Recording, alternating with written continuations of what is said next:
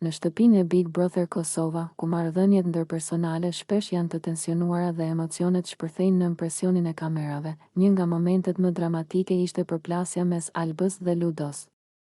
Ky episod tregoi jo vetëm konfliktin personal mes dy banorëve, por edhe mënyrën se si ndjenjat, pritshmëritë dhe keqkuptimet mund të ndikojnë mbi dinamikën e lojës dhe marrëdhëniet brenda shtëpisë. Incidenti nisi kur Alba i deklaroi Ludos në mënyrë të prerë, nga sot nuk kemi më punë bashkë.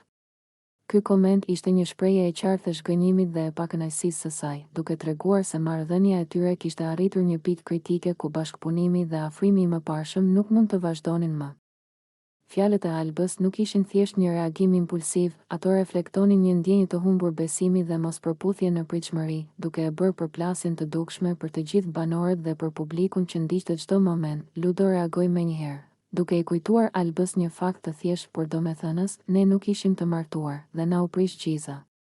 Ky reagim është i mbushur me ironi dhe një dozë humori të hidhur, duke treguar se Ludo nuk e merr ndarjen si një katastrofë personale, por si një realitet të natyrshëm të lojës dhe marrëdhënieve brenda shtëpisë.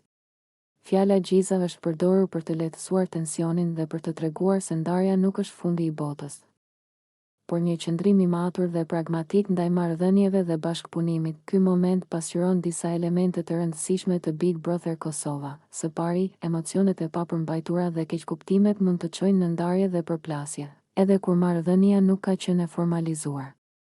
Së dyti, reaksioni i secilit banor tregon karakterin e tyre. Alba tregon vendosmëri dhe sinqeritet, ndërsa Ludo shfaq një qasje më e qetë, humoristike dhe pragmatike, duke mos lejuar që konflikti të bëhet dramatik ose destruktiv. Banorët e tjerë panë përplasjen dhe reaguan në mënyra të ndryshme. Disa e mbështetën Albë,